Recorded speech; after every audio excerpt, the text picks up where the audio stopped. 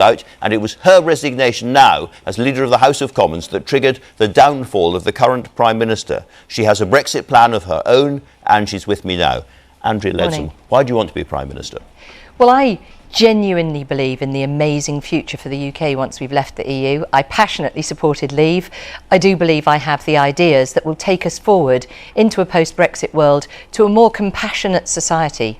Now, a lot of people that you will want to appeal to, as it were, the Brexiteer part of the party, may ask, why would we possibly back Andrea Leadsom, given that she stayed inside the Cabinet during the agreement on the Irish backstop originally, during the agreement on the Chequers plan for a closer relationship with the EU, during the delay from March the 31st, the withdrawal agreement you were in the Cabinet for, the negotiations with Jeremy Corbyn, you stayed in the Cabinet. You stayed right until the end. Surely they'd prefer somebody who had the principle to resign earlier on.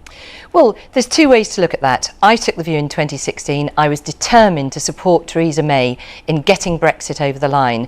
And yes, over the last 3 years, I've had some very uncomfortable moments. But the reality is, it's better to stay in government and fight for Brexit. And that is exactly what I've been doing for the last 3 years. And it was only when we reached the point where the withdrawal agreement bill was going to be introduced with the prospect of a second referendum that it really seemed to me we'd moved away from delivering Brexit. Until that point, with all of the compromises, we would have been legally leaving the European Union with everything to play for. And that's why I felt all the way through walking away would have been a big mistake. So you still think things like the Irish backstop and the full withdrawal agreement were worth doing? I supported them, and as I say, it was very uncomfortable. But I have a 3-step plan for a managed exit, which I do believe is workable. I've been advocating it in government for some time now.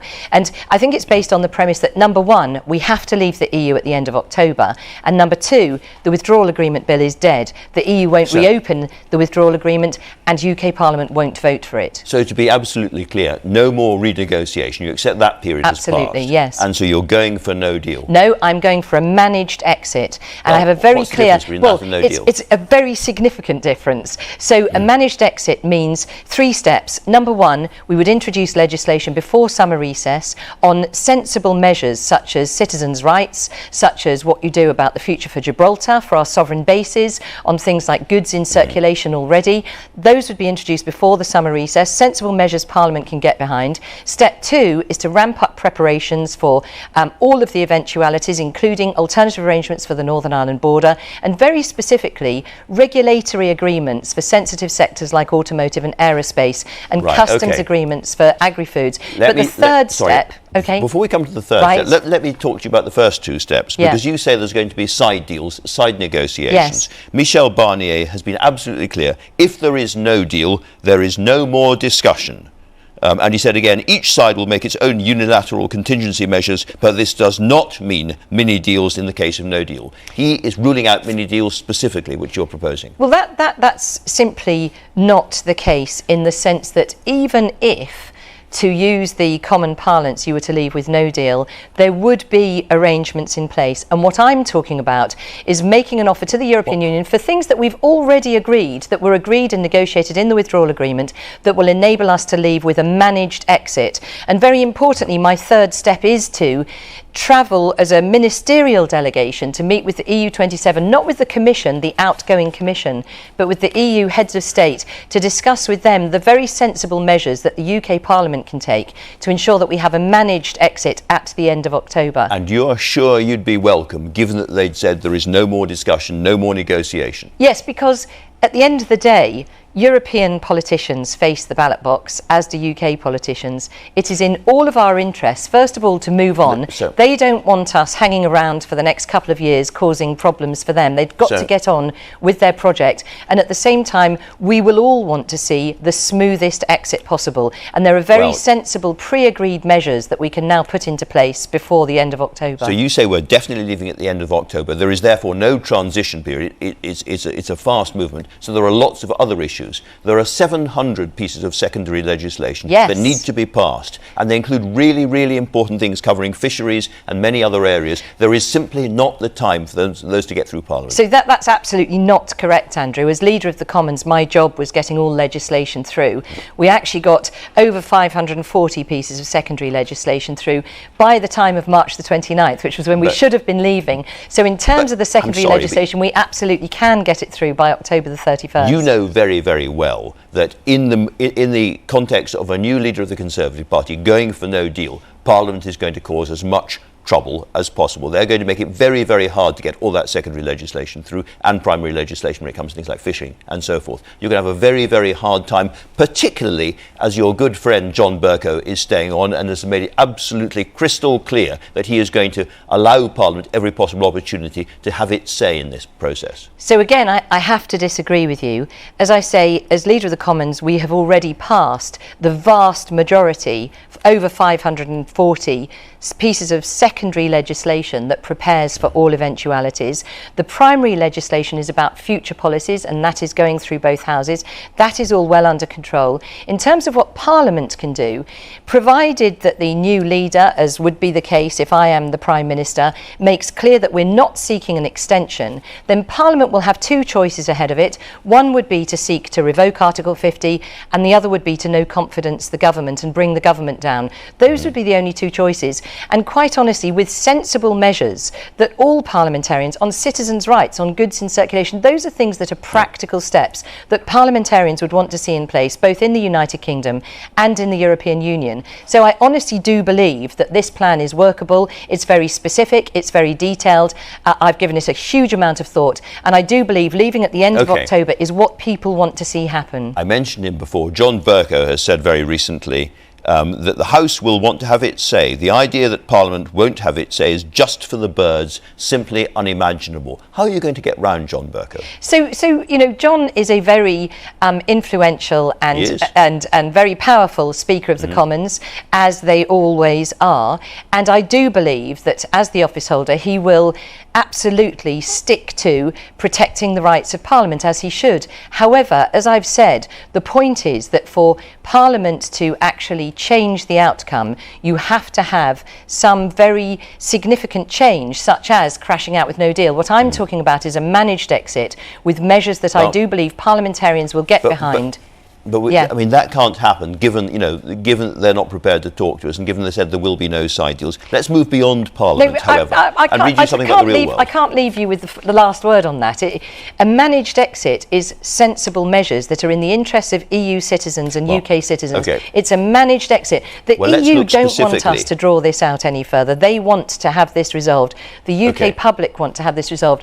We need to give businesses confidence by talking about the plans as we go, so that we can leave with reasonable arrangements at the end of October. Let's look at a specific case in that case. Let's look at the 1.2 million British people currently living in other EU countries now. They, in the event of a no-deal exit, they lose all their rights overnight. How do you deal with that? So, as I say, my three-step plan, step one is to introduce a piece of legislation in the Commons that deals with citizens' rights. UK citizens in the EU. That's EU citizens here. Citizens, no, and UK citizens in the EU. We can't legislate for their rights in other countries. Well, we can, because what we will be doing is putting in place, we will introduce a bill how can we legislate for the rights of British people living in France? So they're in France, they're under the French government. How can we legislate for their rights? So the withdrawal agreement has negotiated mutual rights of citizens. What I'm talking about is the UK. No, I agree. But what I'm talking about is legislating in the UK. So we'd have second reading, and then as we go to see the European Union about the steps that we want to take, it is my expectation that the European Union will also want to agree the rights of citizens going forward. We ask the other European countries if they will give the rights. Absolutely. So there's no plan. There's no guarantee for those people at all. Is there? Except that let's take a step back. The European Union want to see a proper Brexit. They don't want to have this crashing out with no deal. They also don't want this to be extended. My three-step plan is to propose legislation to ramp up preparations for all eventualities, and thirdly, very importantly, to talk to the European Union, culminating in a summit in Belfast and Dublin in September, to agree the terms under which the UK will leave the European Union at the end of October. If I was a British citizen living in Spain at the moment, watching this interview, I wouldn't feel terribly reassured at the moment. But let me ask you about something else really, really important, which is the condition of all those British companies which are not prepared for no deal. Caroline Fairbairn of the CBI said this recently. She said £20 billion of additional customs fees and tariffs would rise overnight. 150,000 businesses do not have the systems to trade on WTO terms, and company headquarters are already leaving the country. That's happening now. So absolutely, Caroline Fairbairn is right that what businesses need is confidence and certainty. So we have to leave at the end of October, and with a managed exit. And very clearly, the preparations for the exit at the end of October would be very openly communicated. One of the things, feels one like of the a huge problems gamble. that we've had, if you're one of those 150,000 businesses. It's not a gamble. These are very sensible measures, very carefully thought through, already agreed with the European Union. And what I'm seeking to do is to implement those so that we have an agreed way forward that the EU and the UK can get behind, so that we leave the EU on October the 31st. But really importantly, for businesses and citizens in the UK, we need to be transparent about the preparations and communicate broadly so that people can actually share in that information. Can you as government reach 150,000 businesses and help them to prepare for no deal? Yes, absolutely. Really? One of the things I would like us to do is to provide a pamphlet to citizens and to businesses. Andrew, you're not actually letting me answer any question at the moment. I would like us to be providing a pamphlet to households and to businesses that sets out exactly the steps that they need to take in different eventualities. But importantly, we need to have a discussion about how we deliver this managed exit by the end of October, so that businesses do have that certainty and clarity. Okay. So for expats living over, you go and ask other countries if they're going to do the right thing by them, and for businesses you're going to give them a pamphlet. There's 100,000 businesses at the moment the HMRC can't contact at all. So the idea that you're going to be able to get to all of those businesses and help them through this process is, I suggest, for the birds. No, HMRC absolutely can contact them. I've sat on the Cabinet subcommittee looking at no-deal preparations for the last 2 years, and it is quite clear that HMRC is able to contact all businesses.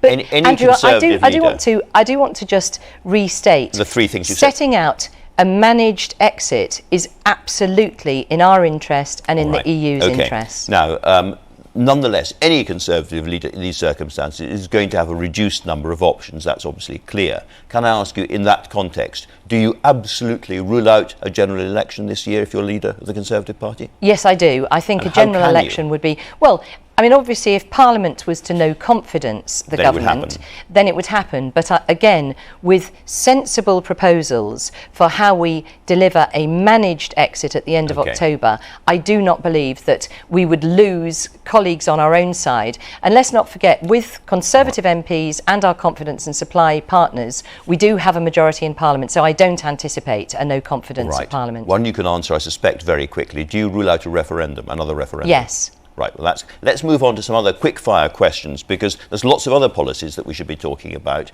What's your plan? You've said it's very, very important. What's your plan for social care?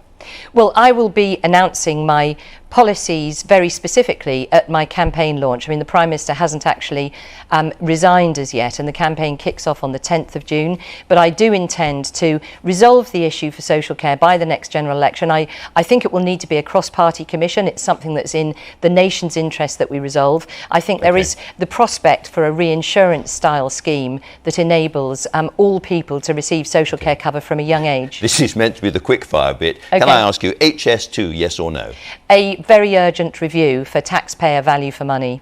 All right, you heard the Ambassador Johnson talking there. What about Huawei? What's your instinct? Go with Huawei or don't go with Huawei? Take the advice of our security analysts, who are very clear-eyed about the risks posed. And does that mean go with them or not? Sorry. Well, it means take the advice of our security analysts, who always look very carefully at the national interest. Could you envisage yourself doing an alliance or a deal with the Brexit party going forward? No, I'll talk to all political parties. I think it's important to reach out, but there won't be an alliance. All right, you've talked about LGBT rights. What is the age up to which parents should be able to say to their children, you're not to hear this stuff?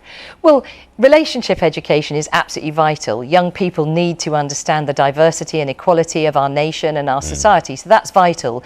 In terms of actual sex education of all types, then it's right that parents do have a say, and that will be what's right in those parents' opinions. Up to what age do you think? I'm not going to prescribe that, but certainly all children should learn about fairness and equality and diversity in our society.